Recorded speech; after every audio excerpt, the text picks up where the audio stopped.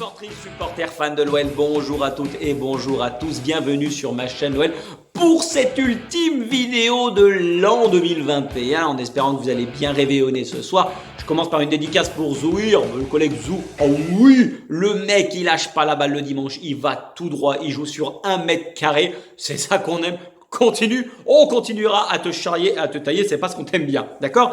Aujourd'hui, au menu du jour, la vidéo, on va analyser et approfondir l'effectif, la tactique, faire un point sur la première partie de saison et envisager la seconde avec le mercato qui arrive d'ici quelques heures. On va pas se mentir, tous les signaux sont au rouge. Ah ouais, c'est la panade complète, ça sent le sapin, ça pue la merde.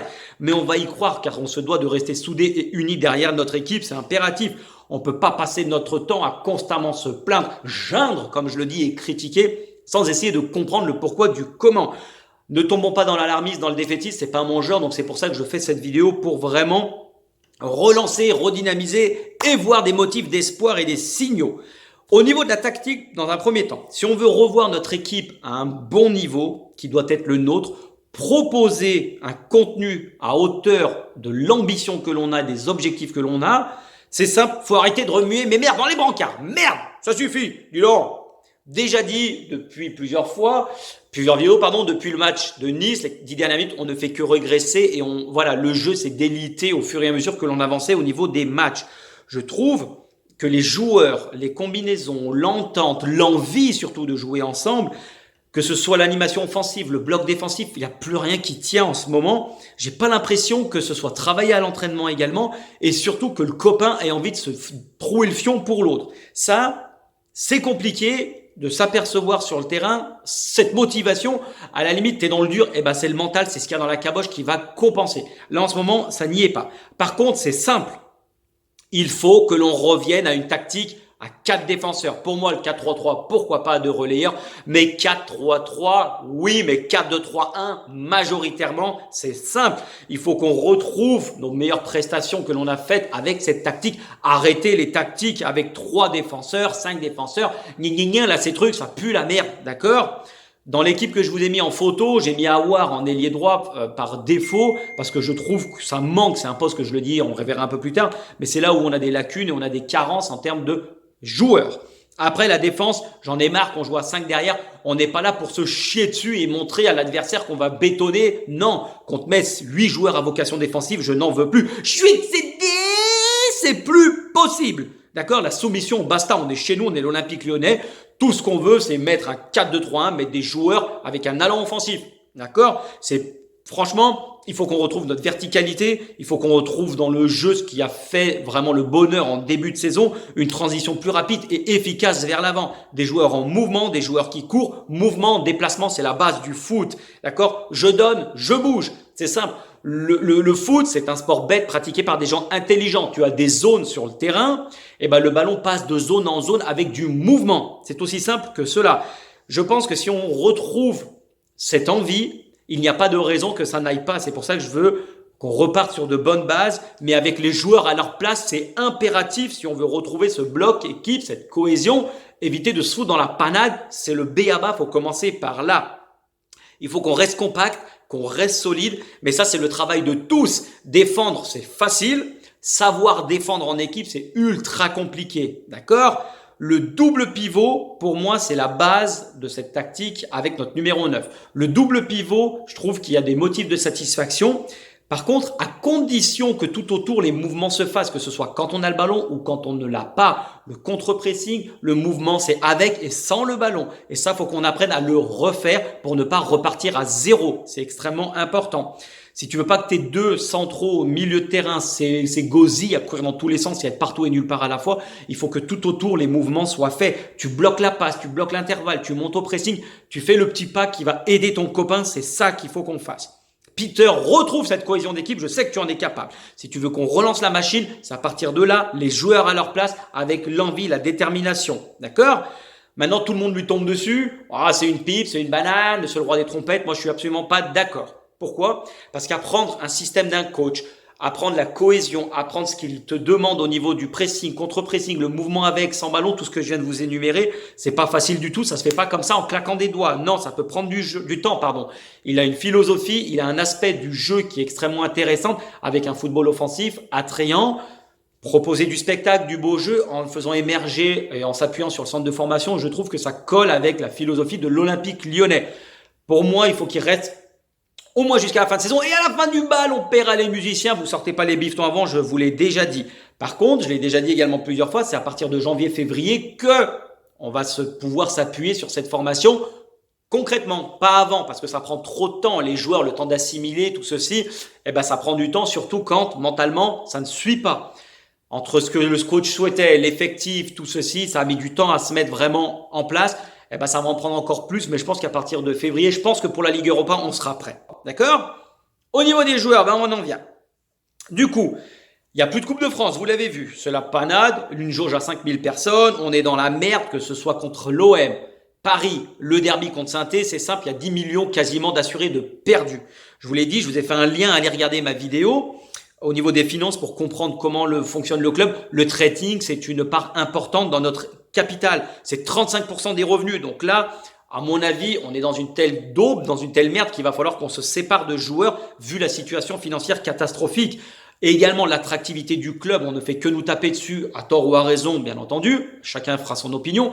Mais l'Olympique Lyonnais commence à avoir une très très mauvaise réputation et ce n'est pas certain que les joueurs vont vouloir venir et accepter le projet. Surtout si on ne remonte pas la pente. Donc, faut faire vraiment attention parce que là, c'est pas certain qu'on puisse recruter. On va devoir vendre, ça c'est certain. Mais est-ce que les joueurs vont être tentés par signer à l'Olympique Lyonnais? Ça va être chaud. On verra. Je vous mets une photo de l'effectif. Donc, avec les joueurs, leur fin de contrat et la valeur approximative, vous l'aurez vu, FM, c'est la base. Oh oui, j'adore. J'ai fait simple, les gars.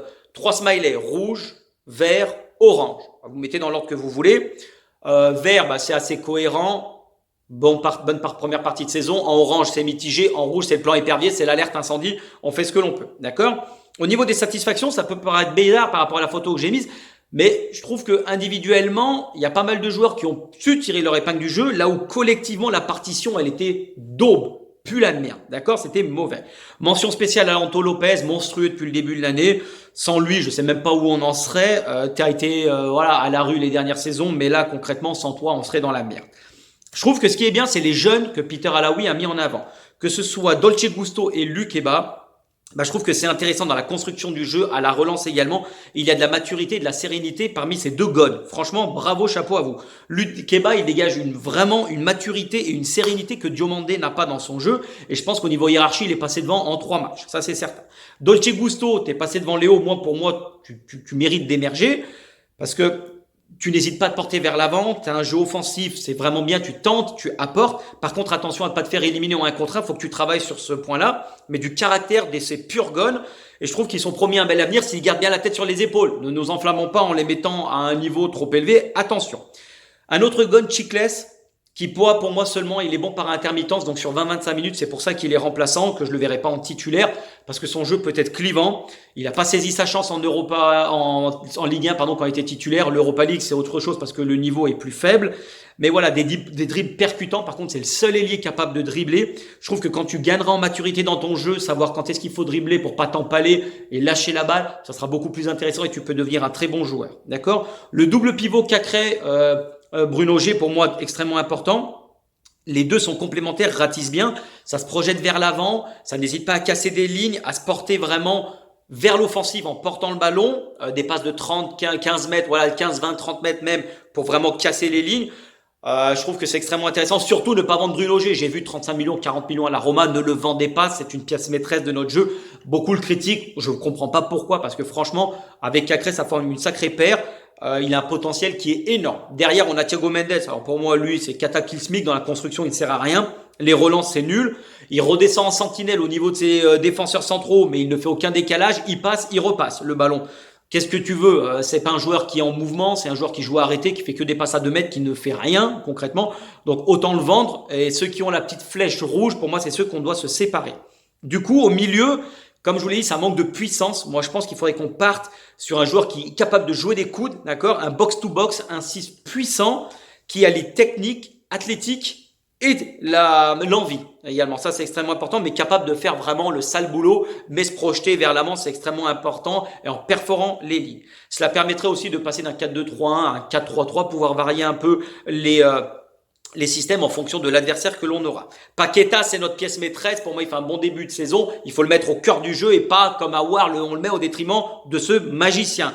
On est très loin, t'as mal fini sur les derniers matchs. On est loin du mec qui jouait le vendredi au Brésil, qui est remplaçant mais qui rentre contre Lens le samedi. Joga Bonito. Vraiment, je pense qu'il y a un truc qui s'est passé. T'es encore jeune, faut que tu te reconcentres et dans le travail, d'accord. Prouve que sur le dernier match, Peter a eu tort de te sortir, d'accord. Mais tu es un guerrier. Je pense que c'est à partir de toi qu'il faut se mettre en avant et mettre le collectif, bien entendu, parce qu'on a une bonne colonne vertébrale si on regarde.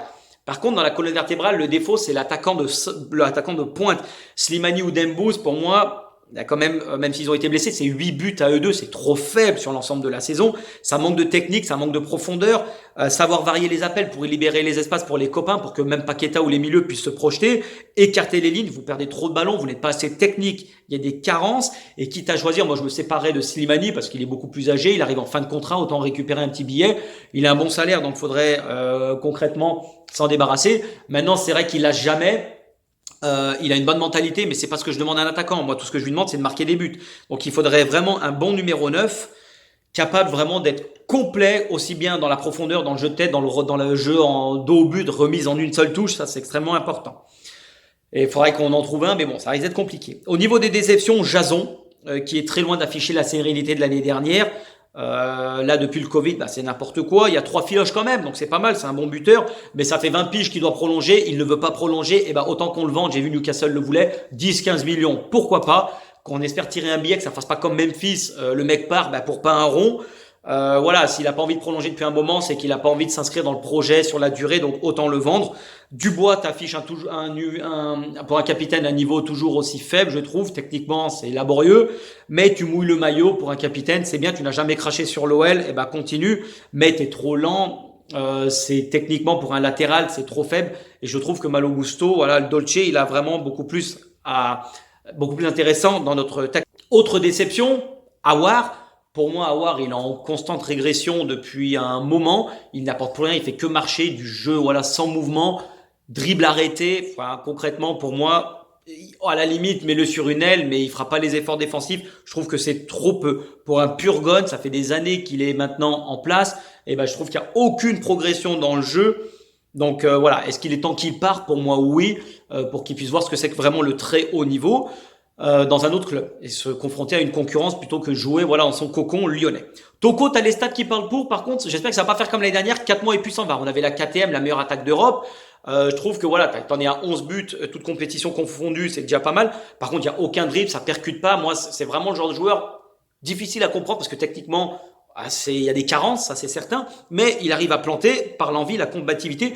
Par contre, voilà, depuis quelques temps, ça plante moins, mais c'est toute l'équipe qui est vraiment dans le dur. Tino Rossi, pareil. Alors, Kenny Rossi, entre les problèmes personnels, machin, c'est la aberration. Il a disparu, le mec, on sait plus ce que c'est, Kadewere. Fais le tri dans ta tête et reviens tranquillement, mais pour moi, c'est une grosse déception. Et puis ensuite, au niveau des recrues, c'est là où il y a vraiment un truc qui va pas. Situation d'alerte générale, hormis Emerson, le reste des recrues, c'est quand même compliqué à différents degrés. Emerson, il y a, hormis Nice, t'as été bon. T'as de l'envie, toujours de l'abnégation dans ton match. Enrique, il vient des deux brésiliennes. Faut pas s'attendre à ce que ce soit Roberto Carlos le mec. Il fait ce qu'il peut avec ce qu'il a. Boateng, c'est par intermittence qu'il est bon. Mais je trouve que il a été atteint comme l'effectif où les coups de gueule, le mec, il est là, il charbonne. C'est trop peu aujourd'hui. On demande beaucoup plus en tant que rôle papa parce qu'il a une expérience monstre. Le mec est quand même champion du monde et avec le Bayern, c'était en roue libre, bien évidemment. Je trouve qu'il doit plus apporter et puis je comprends pas le mystère. Le mec, il ne finit jamais un match. Alors là, il faudra m'expliquer le pourquoi du comment. Et puis le Big Shaq. Alors Big Shaq, c'est le marasme absolu, c'est le néant le plus total, un fiasco. Payer une blinde pour siroter le banc de touche. Franchement, tu le mérites parce que tu n'apportes rien. Tu reviens vers l'intérieur, tu ne fais aucun dribble, aucun mouvement. C'est dommage parce que tu as une patte soyeuse de velours, un pied gauche vraiment caviar. Mais bon, moi je trouve que voilà, c'est encore une fois, c'est sur cette partie, sur un ailier qu'il va falloir miser également, sur l'attaque, sur le milieu également. Voilà les gars, c'est tout pour aujourd'hui. Dites-moi ce que vous en pensez dans les commentaires. Si vous êtes d'accord, pas d'accord, qu'on puisse échanger. Passez un très bon réveillon. D'ici là, portez-vous bien. L'Olympique Lyonnais est et restera une formidable raison d'être heureux. Et n'oubliez pas, faut être fort dans la vie parce qu'elle ne nous fera pas de cadeaux. Allez, à l'année prochaine les gars, belle journée, belle soirée, tchuss.